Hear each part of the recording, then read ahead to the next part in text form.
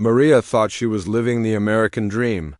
At 28, she had a beautiful home, expensive clothes, and a husband who seemed to have everything figured out. From the outside, her life looked perfect. Friends often told her how lucky she was to have found someone like David. Their house sat on 50 acres just outside Phoenix, Arizona. It was one of those places you see in magazines, all white walls, marble counters, and windows that stretched from floor to ceiling. The kind of home that screamed success. David had bought it 3 years ago, right after they got married, paying cash like it was nothing, but living in paradise wasn't quite what Maria had expected. The first thing she noticed was how quiet everything was. Their nearest neighbor lived 5 miles away. David said he liked the privacy, that it helped him think clearly about his business deals. He owned 3 construction companies and was always talking about expansion plans, new contracts, and million-dollar projects. "We need space to breathe," he would say whenever Maria mentioned feeling isolated. "All that city noise just clutters your mind." At first, Maria enjoyed the peace. She spent her days decorating their home, tending to the garden, and reading books by the pool. David traveled frequently for work, sometimes gone for days at a time. During those early months, she found ways to keep busy, but slowly, things began to change. David started making comments about her friends. When Lisa called to invite Maria to lunch, David would frown and say things like, "She's always trying to fill your head with gossip." When her sister wanted to visit, David would suddenly remember an important business trip that required Maria to come along. "Family can be so demanding," he would explain, wrapping his arms around her. "Sometimes you need to put your marriage first." Maria wanted to be a good wife, so she started turning down invitations. She told herself that David was right. They needed to focus on building their life together. But each month, her world seemed to get a little smaller. The phone calls from friends became less frequent. Her sister stopped asking about visits. Even her mother began to sound distant during their weekly conversations. "You sound different, honey," her mom said one Sunday evening. "Are you happy out there?" Maria looked around their beautiful living room at the expensive furniture and perfect decorations. "Of course I'm happy," she replied, but even as she said it, something felt wrong. David had rules, though he never called them that. He preferred the word preferences. He preferred that Maria didn't drive into town alone. The roads could be dangerous.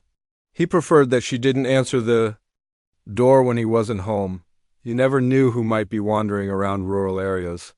He preferred that she kept the curtains closed during the day. It kept the house cooler and more private. When Maria suggested getting a job, David laughed it off. "Why would you want to work? I make plenty of money for both of us." When she mentioned taking a class at the community college, he pointed out how far the drive was and how late she'd be getting home. "I worry about you," he would say, touching her face gently. "The world is full of people who might take advantage of someone as trusting as you." Maria began to feel like she was living in a beautiful cage. Every suggestion she made was met with concern for her safety or gentle discouragement. David never raised his voice or lost his temper. He was always calm, always reasonable, always looking out for her best interests, but something was building inside Maria, a restlessness she couldn't shake. She started taking long walks around their property, sometimes gone for hours. The desert landscape was harsh but honest. Nothing pretended to be something it wasn't. During one of these walks, she found herself thinking about her life before David. She had worked as a nurse at a busy hospital in downtown Phoenix. Her days had been hectic but meaningful. She had friends who would drop by her apartment unannounced. She had independence. Now her days felt empty despite all the luxury surrounding her. She had everything she thought she wanted, but somehow she felt like she was disappearing. David noticed the change in her mood. He started suggesting they spend more time together, planning elaborate dinners and weekend activities on their property. But even his increased attention felt suffocating. "Maybe we should get away for a few days," he said one evening over dinner. "Just the two of us, somewhere we can really connect again." Maria looked up from her plate. For the first time in months, David seemed genuinely interested in her thoughts. "That sounds nice," she said carefully. Where were you thinking? I know this perfect spot about 3 hours north of here. It's completely private, surrounded by beautiful desert scenery. We could camp under the stars, really get back to basics? The idea of leaving their isolated house for an even more isolated location should have concerned Maria, but she was so hungry for any change. Any break from their routine, that camping actually sounded appealing. When would we go? She asked. David smiled, but something about his expression made Maria feel uneasy. How about this weekend? I can clear my schedule. We both need this, Maria. I think it might help us remember what's really important. As David began planning their camping trip, making lists and gathering supplies, Maria felt a mix of excitement and anxiety. Part of her was thrilled at the prospect of doing something spontaneous, something that might bring back the spark in their relationship, but another part of her, a small voice she had learned to ignore over the past 3 years, wondered why. David suddenly wanted to take her even further from civilization. Why now, when she had just begun questioning their isolated lifestyle? That night, as David slept beside her, Maria stared at the ceiling and tried to push away the growing feeling that something wasn't right. She told herself she was being paranoid, that David loved her and only wanted what was best for them, but deep down, in a place she didn't want to acknowledge, Maria began to wonder if the man sleeping next to her was not quite the person she had married. The perfect husband with the perfect house and the perfect explanations for everything was starting to feel less like a dream and more like something else entirely. As she finally drifted off to sleep, Maria had no idea that the camping trip David was planning would change everything. She couldn't know that in just a few days, she would discover the true nature of the man she had trusted with her life. The perfect facade was about to crumble, and when it did, Maria would find herself fighting, not just for her marriage, but for her very survival. Friday morning came faster than Maria expected. She woke up to find David already loading their truck with camping gear. The sight of him moving with such purpose made her stomach flutter with nervous excitement. Ready for our adventure? He asked, flashing that charming smile that had first caught her attention 5 years ago. For a moment, he looked like the man she had fallen in love with, enthusiastic and full of life. Maria nodded, trying to match his energy. I'd pack some snacks and extra water bottles, she said, pointing to the cooler by the door. Perfect. You always think of everything, David replied, but something in his tone felt rehearsed, like he was reading lines from a script. As they drove away from their house, Maria watched the familiar landscape disappear in the side mirror. The paved roads gradually gave way to gravel, then to dirt paths that seemed to lead nowhere. With each mile, the desert around them became more wild and untouched. How do you know about this place? Maria asked, watching David navigate the increasingly rough terrain with surprising confidence. I found it during a business trip last year, he said, keeping his eyes on the road. Sometimes I like to explore when I'm done with meetings. You know how I hate staying in hotels. Maria did know that about David. He had always preferred being outdoors, away from crowds and cities. But as they drove deeper into the wilderness, she began to wonder just how far they were going. The truck bounced over rocks and through sandy washes. Maria had to hold on to the door handle to keep from sliding around in her seat. Through the windshield, she could see nothing but endless desert. No houses, no power lines, no signs of human life anywhere. David, are you sure you know where we're going? She asked, trying to keep the worry out of her voice. Trust me, he said simply. It's going to be worth it. After 3 hours of driving, David finally stopped the truck in a small clearing surrounded by tall rock formations. The silence was immediate and complete. No traffic sounds, no airplane engines overhead, no distant voices. Just the wind moving. Through the desert brush and the ticking of the truck's cooling engine, Maria stepped out and looked around. The landscape was beautiful in a harsh, unforgiving way.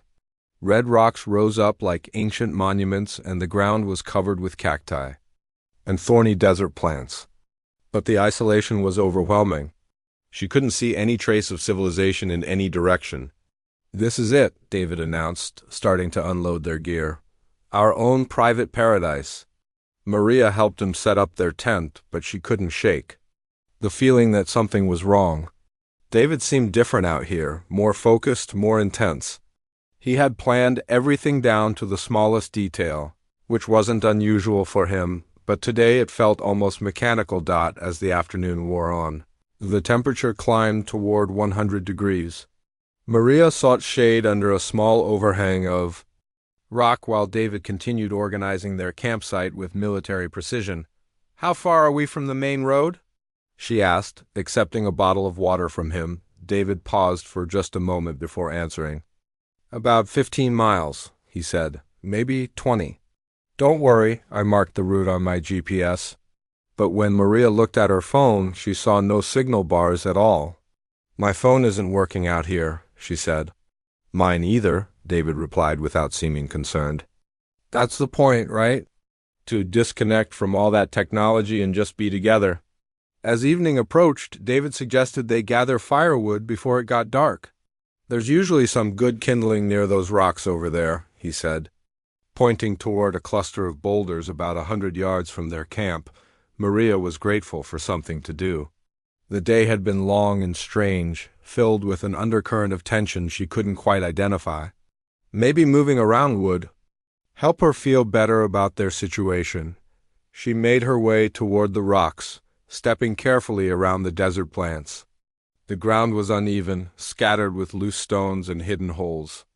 As she bent down to pick up a piece of dried wood, she heard David call out from behind her, "Be careful over there.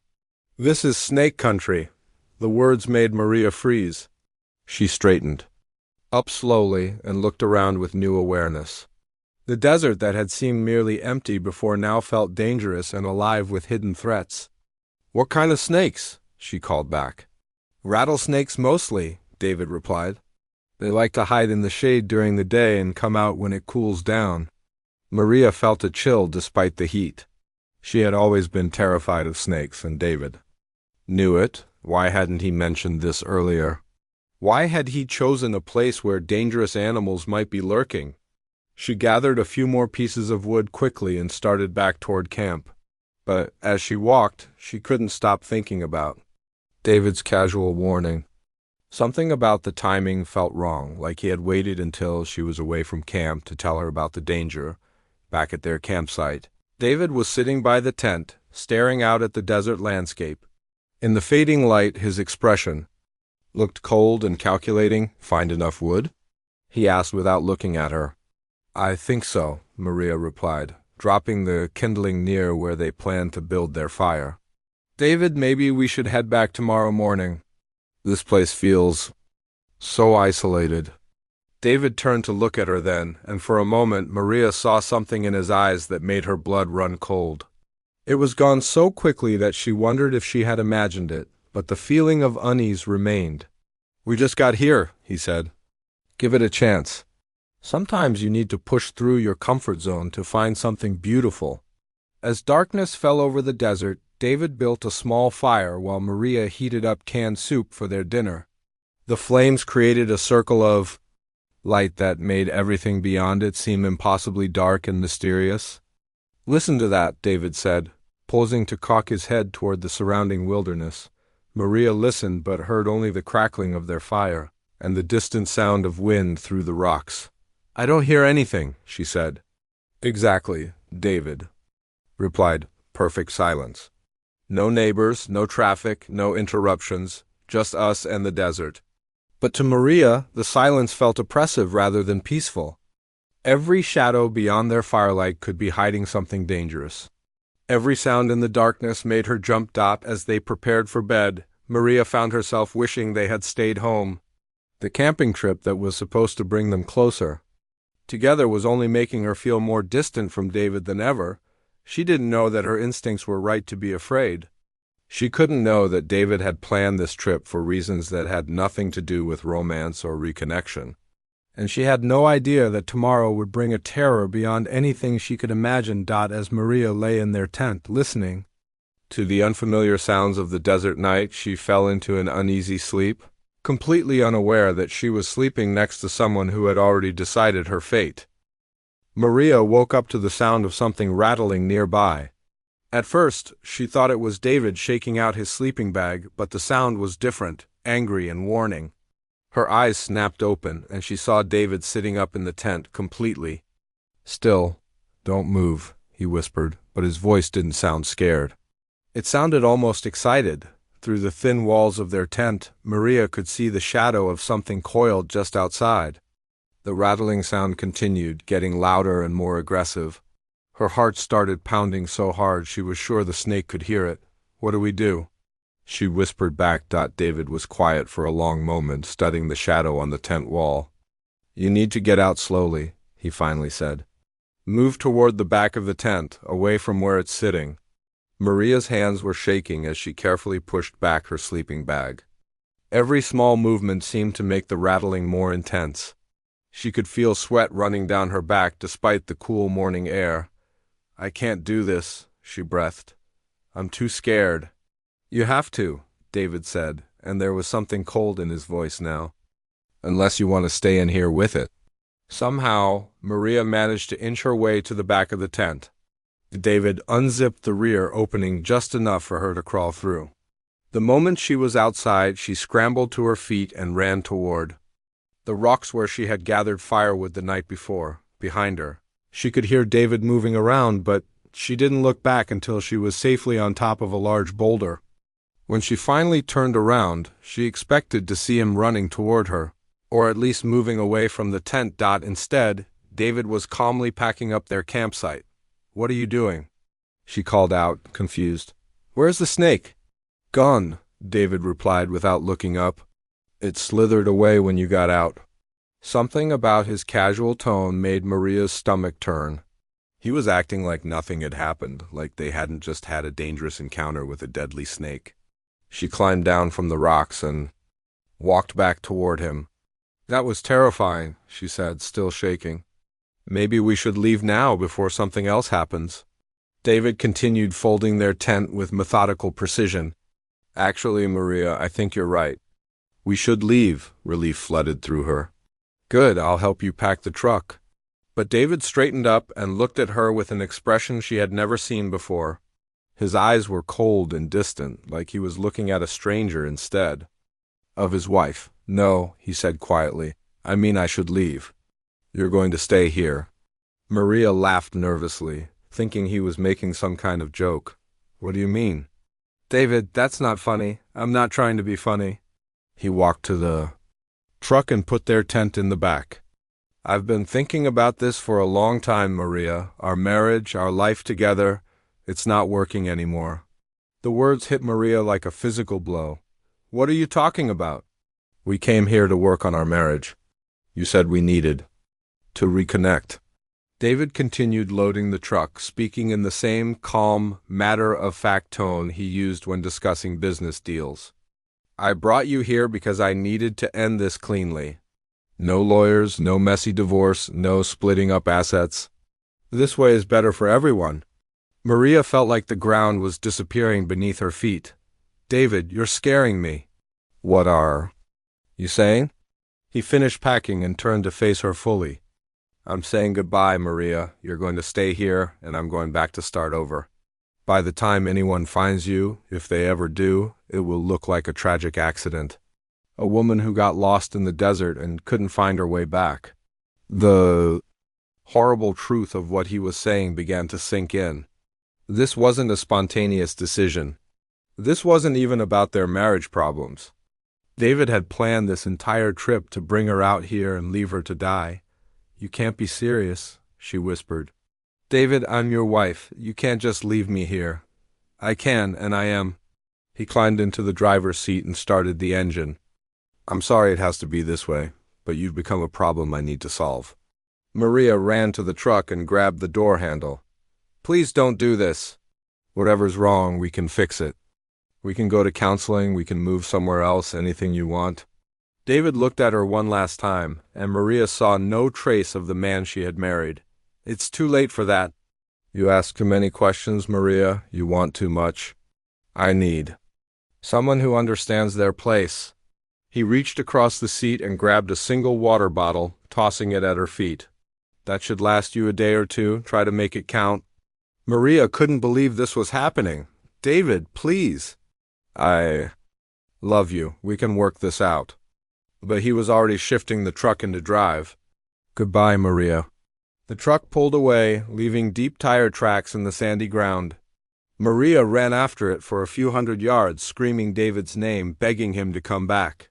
But the truck disappeared around a bend in the rocks, and the sound of the engine faded until there was nothing left but silence. Maria stood in the empty campsite, staring at the tracks David's truck had left behind. Her legs felt weak, and she sat down hard on the ground. This couldn't be real. People didn't do things like this to people they loved, but as the reality of her situation began to set in, Maria realized that David had never really loved her at all. The isolation, the control, the way he had cut her off from friends and family, it had all been leading up to this moment.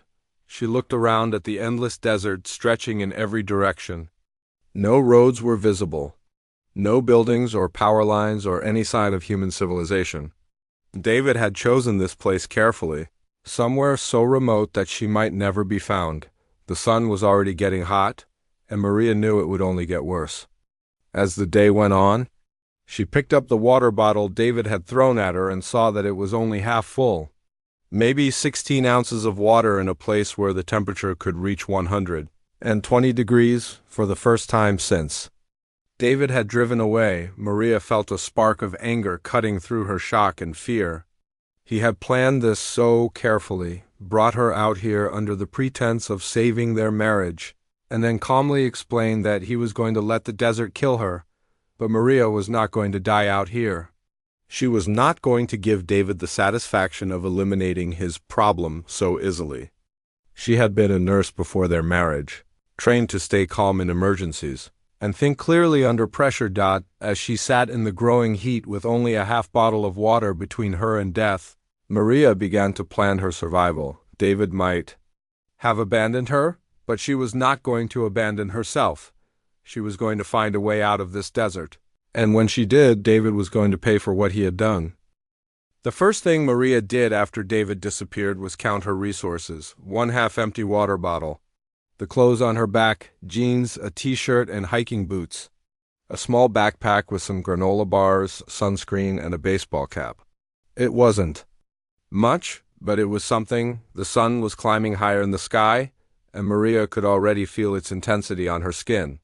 She knew from her nursing training that dehydration could kill a person in the desert within hours, especially in this kind of heat. She needed to find shade and conserve her energy. The rock formation where she had hidden during the snake encounter looked like her best option. Maria made her way over to it, stepping carefully around the thorny plants and loose stones. Under the overhang, the temperature dropped by at least 10 degrees. It wasn't cool, but it was bearable. She sat down and forced herself to think logically. David had said they were 15 to 20 miles from the main road. If she could figure out which direction he had come from, she might be able to follow tire tracks back to civilization. But as she looked around, the tracks seemed to go in several different directions, probably from David scouting the area before choosing their campsite. Maria pulled out her phone, even though she knew it was useless. No signal, just like yesterday. But the GPS might still work even without cell service. She opened the map app and waited. After several minutes, a small blue dot appeared on the screen, showing her location in the middle of what looked like thousands of square miles of empty desert. The nearest town was 43 miles away. The nearest road was marked as 18 miles to the southeast. Those numbers should have been discouraging, but instead they gave Maria hope. 18 miles was doable. People walked marathons, and that was only 26 miles. She could do 18, but not in the middle of the day. Not in this heat with only half a bottle of water. Maria decided to wait until evening to start walking. The desert would be cooler then, and she could use the stars to navigate. In the meantime, she needed to prepare. She spread sunscreen on every exposed inch of skin and put on her baseball cap. Then she carefully rationed her water, allowing herself just one small sip every hour. The granola bars would have to last too, but food was less critical than water right now. As the hours passed, the heat became almost unbearable. Even in the shade, the temperature felt like it was over 100 degrees. Maria's clothes were soaked with sweat, and her mouth felt like sandpaper.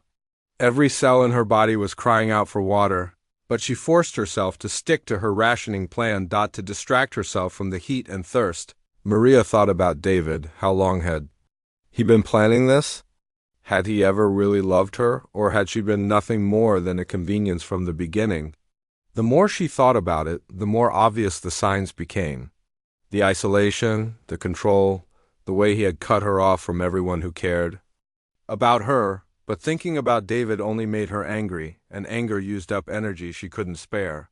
Instead, she tried to focus on practical things: which direction to walk, how to signal for help if she saw a plane or helicopter, how to find water if her bottle ran out. By mid-afternoon, Maria was struggling to stay conscious. The heat was making her dizzy and nauseous. She kept checking her phone, counting down the hours until sunset. 6 more hours. Then 5, then 4. When the sun finally started to sink toward the horizon, Maria felt like she had survived the first test. The air temperature was still brutal, but at least it wasn't getting any hotter. She ate half of one granola bar and took another small sip of water, saving the rest for her walk. As twilight fell over the desert, Maria stood up and shouldered her backpack. Her legs felt shaky after sitting still for so long, but she forced herself to start moving. According to her phone, she needed to head southeast to reach the road. The desert at night was a completely different world. The oppressive heat gave way to a cool breeze that felt like a blessing on her sunburned skin. Stars appeared overhead, more stars than Maria had ever seen in her life. Under different circumstances, it might have been beautiful, but walking in the dark was treacherous. The ground was uneven and full of hidden obstacles. Maria had to move slowly, testing each step to avoid twisting an ankle or stepping on a snake. Every few minutes, she checked her phone to make sure she was still heading in the right direction. After what felt like hours, Maria allowed herself another sip of water and a small piece of granola bar. She had no idea how far she had walked, but it couldn't have been more than a few miles. At this rate, it would take her all night just to cover half the distance to the road. As she rested, Maria heard sounds in the darkness around her, rustling in the brush, something moving over rocks. She knew there were coyotes and mountain lions in this part of the desert, along with the snakes that David had warned her about. But she couldn't let fear stop her from moving forward. Just before midnight, disaster struck. Maria was stepping carefully down a small slope when her foot hit a loose rock. She felt her ankle twist, and pain shot up her leg like lightning. She fell hard, landing on her hands and knees in the gravel. For several minutes, Maria just lay there, fighting back tears of pain and frustration. When she finally tried to stand up, her ankle couldn't support her weight. It wasn't broken, but it was badly sprained. Walking 18 miles had just become nearly impossible, but giving up wasn't an option. Maria found a sturdy stick to use as a walking stick and continued moving southeast, limping and stopping frequently to rest.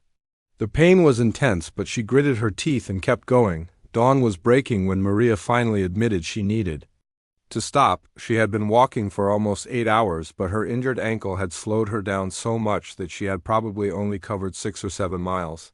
The road was still more than 10 miles away, and she was almost out of water. Maria found another rocky overhang and crawled into the shade. Her ankle was swollen and purple, her lips were cracked from dehydration, and her whole body ached from the long night of walking on uneven ground. But she was still alive. She was still fighting. And somewhere out there was a road with cars and people who could help her. As the sun rose on her second day in the desert, Maria took a tiny sip of her remaining water and tried to plan her next move. She couldn't walk much further on her injured ankle, but maybe she didn't have to. Maybe, if she was lucky, someone would drive by close enough to see her signal for help. Maria wasn't ready to die in this desert. David had made one crucial mistake when he left her here. He had underestimated her will to survive. her determination to make him pay for what he had done. She was going to live through this.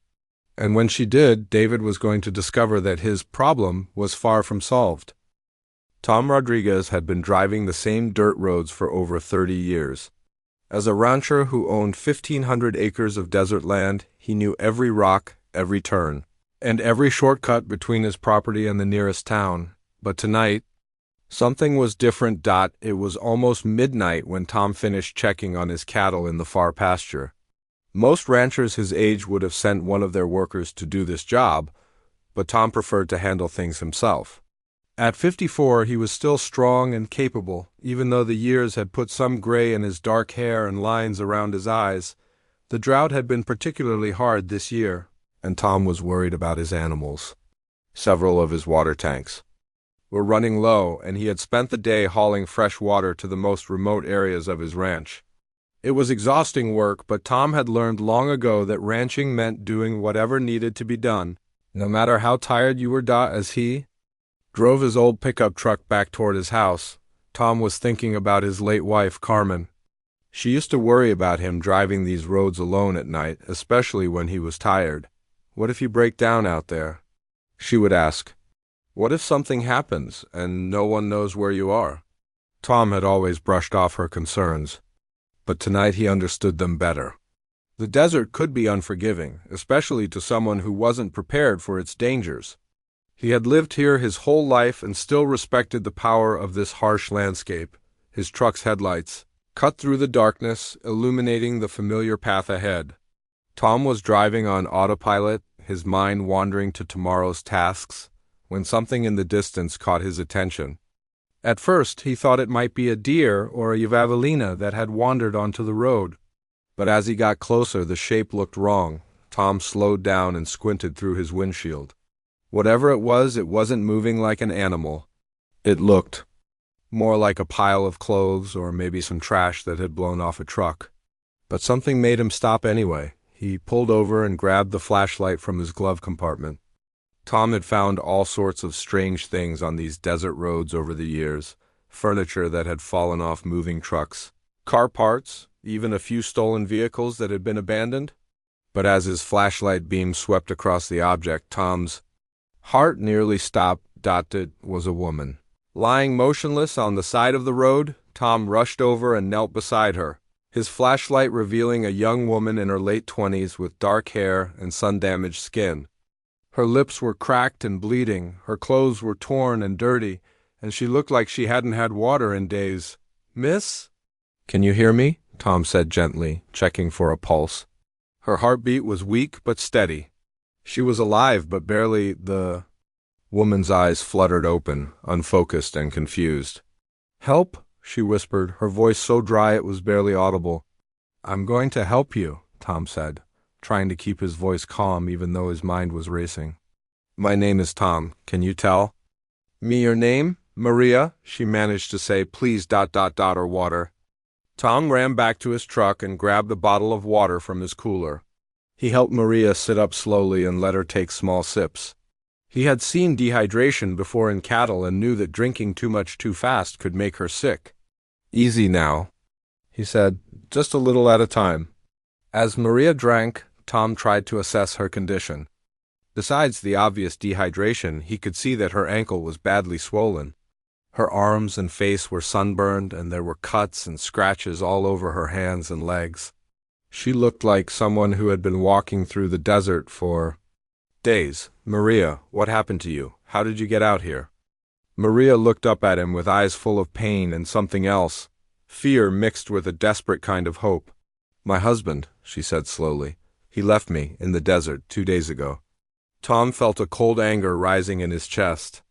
In 30 years of living in this area, he had never heard of anything so cruel. "He left you? On purpose?" Maria nodded weakly. "Camping trip? But he he planned it. Brought me out there to die." The words hit Tom like a physical blow. He had been married to Carmen for 22 years before she passed away from cancer 3 years ago. The idea of a husband deliberately abandoning his wife in the desert was beyond his comprehension. "We need to get you to a hospital," Tom said, helping Maria to her feet. She was so weak that she could barely stand, and her injured ankle couldn't support her weight at all. Tom half-carried Maria to his truck and helped her into the passenger seat. He cranked up the air conditioning and gave her another small sip of water before starting the engine. "The nearest hospital is in Tucson," he said. "That's about 45 minutes from here. Can you hold on that long?" "Yes," Maria said, though Tom could see she was fighting to stay conscious. "Thank you. I thought no one would find me." As Tom drove toward town, pushing his old truck as fast as he dared on the rough roads, Maria told him more of her story. She spoke in short, broken sentences, but Tom was able to piece together what had happened. Her husband David had brought her camping, then left her to die after revealing his plan. She had been walking for 2 nights, trying to reach the main road when her strength finally gave out. "I was a nurse," Maria said at one point. "Before I got married, I knew I had to stay in shade during the day, had to conserve water." "That probably saved your life," Tom said. "Most people wouldn't have known what to do." Tom found himself thinking about the kind of man who could do something like this to his own wife. In his world, a man's word was his bond and protecting. Your family was the most important thing you could do. The idea of betraying that trust was unthinkable. "What's your husband's full name?" Tom asked. "The police are going to want to know." "David Martinez," Maria said. "He probably reported me missing by now. Made up some story about how I got lost." Tom's jaw tightened. Not only had this man tried to murder his wife, but he was probably trying to cover it up by playing the role of a worried husband. It made Tom sick to think about. As the lights of Tucson appeared in the distance, Tom made a decision. He wasn't just going to drop Maria off at the hospital and forget about what had happened. He was going to make sure she got justice, and he was going to make sure David Martinez paid for what he had done. "Maria," Tom said as they pulled into the hospital parking lot, "I want you to know that you're safe now, and I'm going to help you make sure that man never hurts you again." For the first time since he had found her, Maria smiled. It was a weak smile, but it was real. "Thank you, Tom. You saved my life." As Tom helped Maria into the emergency room, he couldn't stop thinking about how close she had come to dying alone in the desert. But she had survived, and now it was time to make sure her husband faced the consequences of his actions. The emergency room at Tucson General Hospital was a blur of bright lights and urgent voices. Maria drifted in and out of consciousness as doctors and nurses worked to stabilize her condition. Through the haze she could hear Tom's steady voice, talking to the medical staff, giving them details about where he had found her and what she had told him. "Severe dehydration," she heard one doctor say. "Probably hasn't had adequate water in 48 hours. We need to get fluids into her immediately." Maria felt the cool relief of N4 being inserted into her arm. Slowly, as the fluids began to rehydrate her body, her mind started to clear.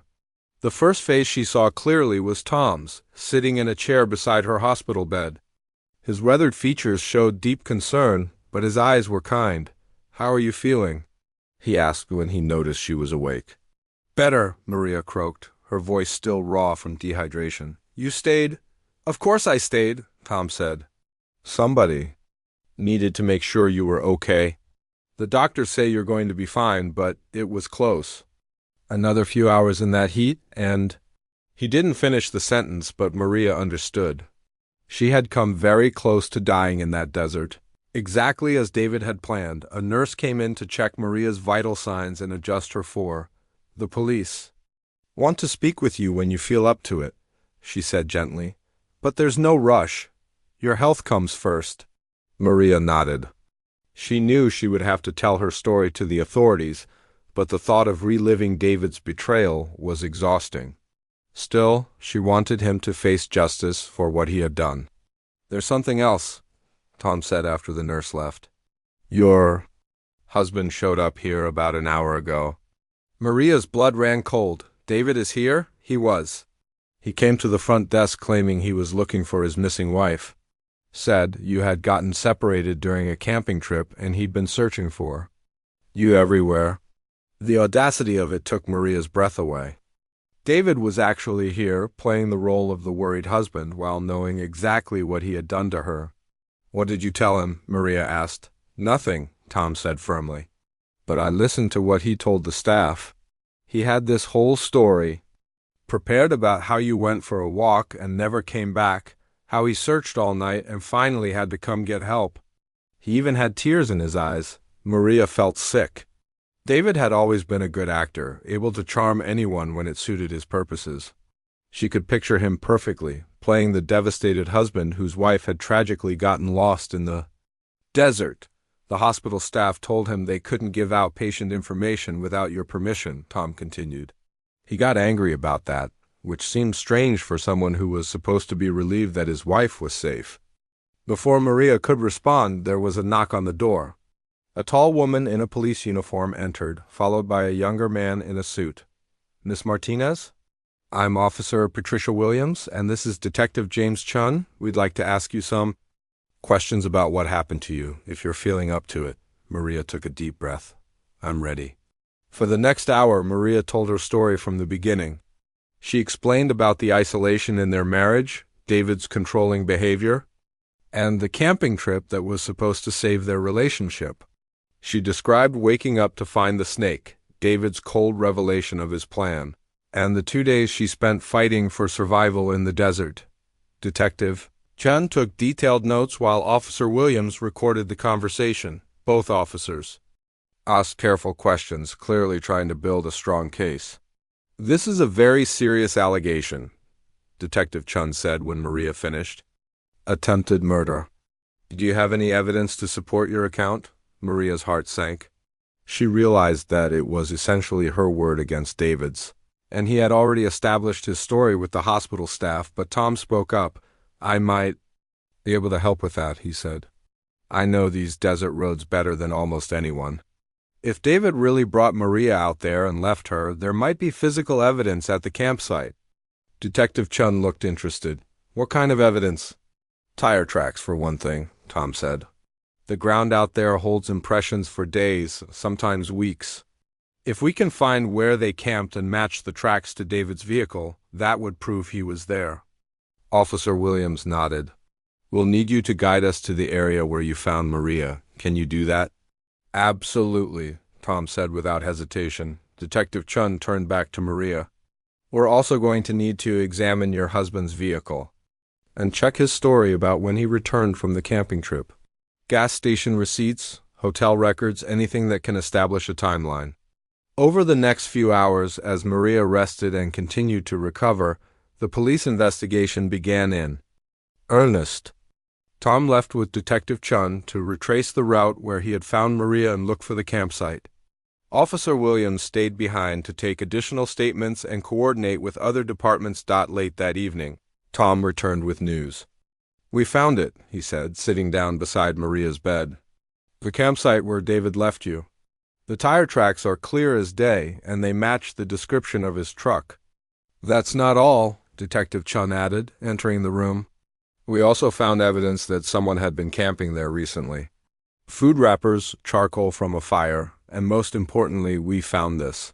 He held up a clear evidence bag containing Maria's sunglasses. She had lost them during her desperate flight from the campsite, but seeing them now felt like validation that her story was true. "We also checked with gas stations along the route," Officer Williams said, joining the group. "David filled up his tank Sunday morning, about 30 miles from the campsite. But here's the interesting part. He was alone when he bought gas. The attendant remembers him clearly because he seemed nervous and kept checking his watch." Maria felt a surge of hope. The evidence was building, piece by piece, to support her account of what had happened. "There's more," Detective Chun continued. "We ran a background check on your husband. Turns out this isn't his first wife to have problems. His previous wife died in a car accident 5 years ago, single vehicle crash on a remote mountain road." The implications of that statement hit Maria like a thunderbolt. Had David done this before? Had he murdered his first wife and gotten away with it? "We're reopening that case," Officer Williams said, "and we're getting a warrant to search your house and David's business records." If there's a pattern here, we're going to find it. As the police officers left to continue their investigation, Tom stayed with Maria. The hospital room was quiet, but Maria's mind was racing with everything she had learned. "I can't believe he might have done this before," she said quietly. Tom's face was grim.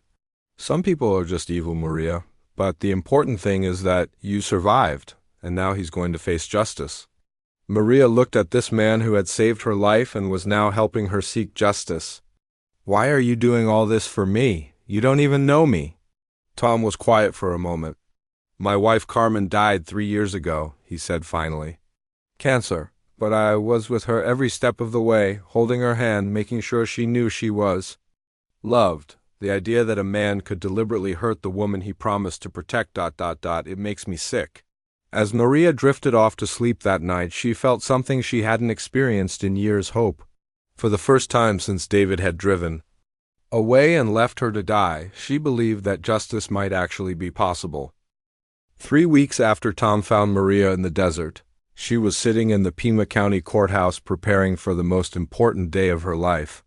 Her ankle had healed, the sunburn had faded, and physically she was almost back to normal. But emotionally, she was still processing the nightmare she had survived. District Attorney Rebecca Nash had built what she called an airtight case against David Martinez. The evidence had piled up quickly once investigators knew what to look for. Phone records, financial documents, witness statements, and physical evidence all painted a picture of a man who had planned his wife's murder with chilling precision. "Are you ready for this?" Tom asked, sitting beside Maria in the hallway outside the courtroom. He had been her constant supporter throughout the investigation, driving her to police interviews and court hearings, helping her find a good lawyer, and simply being there when she needed someone to talk to. "I think so," Maria said, though her hands were shaking slightly. "It's just hard to believe this day is finally here." Detective Chun approached them with a file folder in his hand. "Maria, there are some new developments you should know about before we go in there." He sat down across from them and opened the folder. "We finished investigating David's first wife, Linda. What we found is disturbing, but it's going to help your case significantly." Maria leaned forward. "What did you discover?" "Linda Martinez died when her car went off a mountain road near Flagstaff 5 years ago. At the time, it was ruled an accident. But when we looked deeper, we found some interesting facts." Detective Chun pulled out several photographs and documents. First, David had increased Linda's life insurance policy to $500,000 just 6 months before she died. Second, cell phone tower records show that David was in the area where Linda's accident occurred, even though he told police he was in Phoenix on business that day. Tom shook his head in disgust. "So he's done this before?" "It gets worse, Detective," Chun continued. "We found David's internet search history from that time period.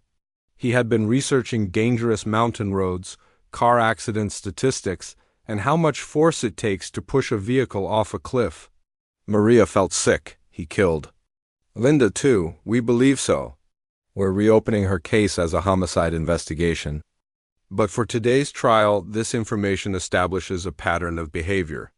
David Martinez has a history of murdering his wives when they become inconvenient to him." The courtroom was packed when they finally went inside. Maria was surprised to see so many people there. Some were reporters drawn by the sensational nature of the case. Others were friends and family members she hadn't seen in years. People who had reached out to her after news of David's arrest became public. Her sister Jennifer had flown in from Denver. Her old friend Lisa from the hospital was there.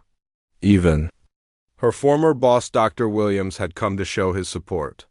Seeing all these people reminded Maria of the life she had given up when she married David. The connections he had slowly convinced her to cut, David sat at the defendant's table with. His expensive lawyer, looking exactly like the successful businessman he had always pretended to be. His suit was perfectly tailored, his hair was neatly combed, and he wore the same confident expression Maria remembered from their early days together. But now that expression looked sinister rather than charming. When their eyes met across the courtroom, David gave her a small smile, as if they were old friends who had simply had a misunderstanding. The casual arrogance of that gesture made Maria's blood boil.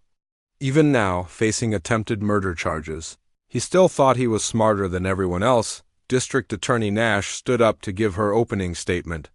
She was a woman in her 40s with silver-streaked hair and a reputation for never losing a case involving violence against women. "Ladies and gentlemen of the jury," she began, "this case is about a man who made a calculated decision to murder his wife. Not in a moment of anger or passion, but through careful planning and cold-blooded execution." Nash walked the jury through the evidence methodically.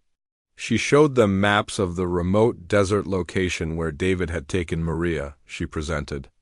The gas station surveillance footage that proved David had been alone when he left the area. She explained how the tire tracks at the campsite matched David's truck perfectly. "The defendant will try to convince you that this was all a tragic misunderstanding," Nash said. "He'll claim that his wife simply got lost during an innocent camping trip, but the evidence tells a different story. This was attempted murder, pure and simple." When David's lawyer, Robert Harrison, gave his opening statement, he painted a completely different picture. According to Harrison, David was a loving husband who had planned a romantic camping trip to save his marriage. Maria had wandered off on her own and gotten lost, despite David's frantic efforts to find her. "My client is guilty of nothing more than poor judgment in choosing such a remote camping location," Harrison argued. "What happened to Mrs. Martinez was a terrible accident, not a crime." The trial lasted 5 days. Prosecutor Nash called witness after witness, building her case. Brick by brick, Tom testified about finding Maria and the condition she was in. The gas station attendant identified David from security footage and confirmed he had been alone and acting nervous. Medical experts explained how close Maria had come to dying from dehydration, but the most powerful testimony came from Maria herself. For 3 hours, she told the jury about her marriage to David, the gradual isolation, the controlling behavior, and finally the camping trip that was supposed to be their fresh start. "He looked me in the eyes and told me I had become a problem he needed to solve," Maria said, her voice steady despite the tears on her cheeks. "He said goodbye and drove away, leaving me to die in the desert with half a bottle of water." David's lawyer tried to shake her testimony during cross-examination, suggesting that Maria was confused or mistaken about what had happened. But Maria had spent weeks preparing for this moment, and she answered every question clearly and confidently. "Mrs. Martinez," Harrison said, "isn't it possible that you simply misunderstood your husband's intentions? That what seemed like abandonment was actually him going to get help?" "No," Maria replied firmly. "There was no misunderstanding. David told me exactly what he was doing and why. He wanted me dead, and he thought the desert would do his dirty work for him." The defense also tried to explain away the physical evidence. They claimed the tire tracks could have been made by any similar truck. They suggested that David's nervous behavior at the gas station was due to worry about his missing wife, not guilt over what he had done, but Prosecutor Nash was ready for every argument. During her closing statement, she tied all the evidence together into an unshakable narrative of premeditation and attempted murder. "David Martinez is a man who believes he can manipulate and control everyone around him," Nash told the jury. "He controlled his wife for 3 years, cutting her off from friends and family, making her completely dependent on him. And when she began to question that control, he decided she had to die." Nash pointed to David's table. "The defendant sits here today because he underestimated 2 things. He underestimated his wife's will to survive, and he underestimated the power of truth to overcome lies." After just 4 hours of deliberation, the jury returned with their verdict. David Martinez was found guilty of attempted first-degree murder, kidnapping, and domestic violence. The judge sentenced him to 25 years in prison without the possibility of parole. As the bailiff led David away in handcuffs, he turned to look at Maria one last time. But the confident smile was gone. For the first time since she had known him, David looked like what he really was, a defeated man who had finally been held accountable for his crimes. Maria felt Tom's hand squeeze hers as they watched David disappear through the courtroom doors. It was over. After months of investigation, weeks of preparation, and years of abuse, justice had finally been served. 6 months after David's conviction, Maria stood on the front porch of Tom's ranch house, watching the sunrise paint the desert mountains in shades of gold and orange. The same landscape that had nearly killed her now filled her with a sense of peace she had never experienced before. The legal battles were finally over. David had been sentenced to 25 years in prison, and the investigation into his first wife's death had resulted in additional murder charges. Maria had also won a civil lawsuit that gave her control of all of David's assets, including their house and his business properties. But more important than the money was the knowledge that David would never hurt anyone again. "Coffee's ready," Tom called from inside the house. Maria smiled and walked back into the kitchen, where Tom was pouring 2 cups of his famously strong coffee. The kitchen was nothing like the sterile perfection of the house she had shared with David. This was a real home, lived in and comfortable, with mismatched chairs around a wooden table and family photos covering the refrigerator. "Thank you," Maria said, accepting the warm mug. They had developed this morning routine over the past few months, sitting together on the porch and planning their day while the desert came alive around them. Tom's ranch had become Maria's sanctuary during the long months of trial preparation and legal proceedings.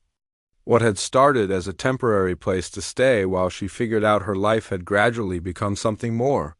Tom had never pressured her or made her feel like she owed him anything. He had simply offered friendship, support, and a safe place to heal.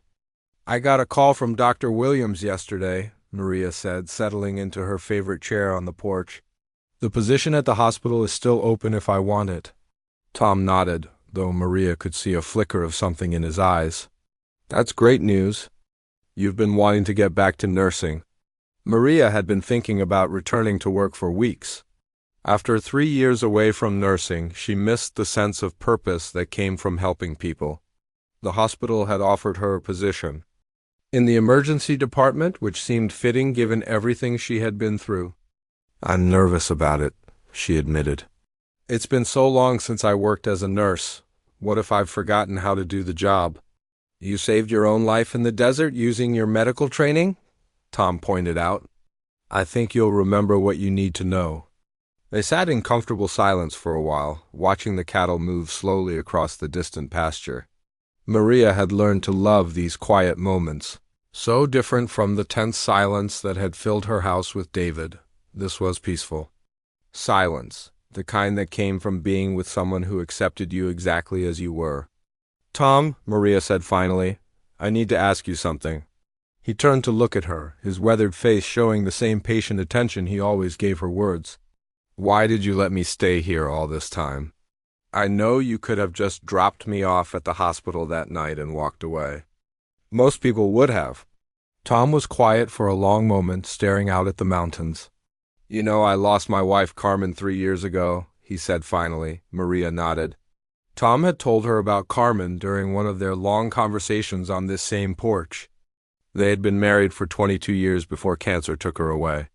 "After Carmen died, this place felt empty," Tom continued. "Too quiet, too lonely.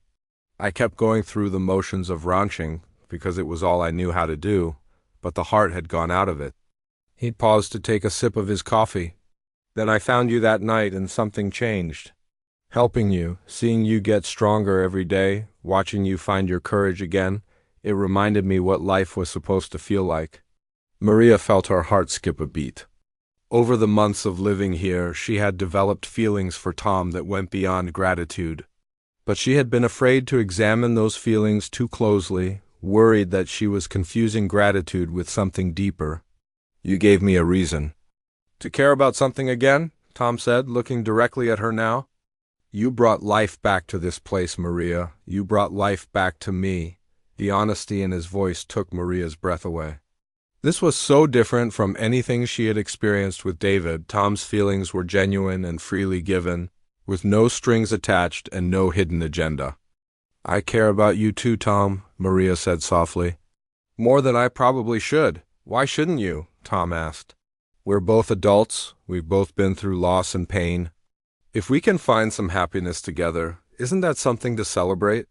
"Maria," stood up and walked to the porch railing, looking out at the land that had become home to her. "I'm scared," she admitted. "After David, I'm scared to trust my judgment about men. What if I'm wrong again?" Tom joined her at the railing, standing close enough that she could smell his aftershave and feel the warmth from his body. "You know the difference now," he said gently. "You know what real kindness looks like, what genuine respect feels like. You'll never let anyone treat you the way David did." He was right, Maria realized. The woman who had been so isolated and controlled by David no longer existed. The desert had burned away that version of herself, leaving someone stronger and wiser in her place. "Besides," Tom added with a slight smile, "I'm not going anywhere. We can take this as slow as you need to." That afternoon, Maria called Dr. Williams and accepted the nursing position. She would start the following Monday, working 3 12-hour shifts per week in the emergency department. It felt good to have a plan, to be moving forward instead of just surviving. That evening, as they sat on the porch watching the stars come out, Tom reached over and took Maria's hand. It was a simple gesture, but it felt like a promise of something new beginning. "I have an idea," Tom said. "What if we take a trip somewhere?" "Not camping," he added quickly with a laugh. "Maybe the coast or the mountains?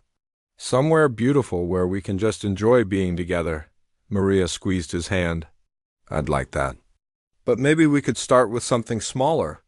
Like dinner in town this weekend?" "It's a date," Tom said, and Maria felt her heart lift at the words. A year later, Maria and Tom were married in a small ceremony on the ranch, surrounded by friends and family. Maria wore a simple white dress and carried wildflowers that grew naturally on Tom's land. The same desert that had nearly claimed her life had become the backdrop for her new beginning. As they exchanged vows under the vast Arizona sky, Maria thought about how much her life had changed. She had survived betrayal, abandonment, and attempted murder. She had found the strength to seek justice and the courage to love again. David was serving his sentence in a state prison, where he would remain for the rest of his life. Sometimes Maria still had nightmares about that terrible camping trip, but they were becoming less frequent. The desert held no fear for her anymore. It had tested her and found her strong. Standing next to Tom as they promised to love and honor each other, Maria knew she had found something she had never had before, a partnership built on respect, trust, and genuine affection. This was what love was supposed to feel like, she realized. Safe, supportive, and freely given. As the sun set over the mountains and their friends cheered, Maria kissed her new husband and smiled. The girl who had been left to die in the desert was gone forever, replaced by a woman who had learned that she was capable of surviving anything. And more importantly, she had learned that she deserved to be truly happy.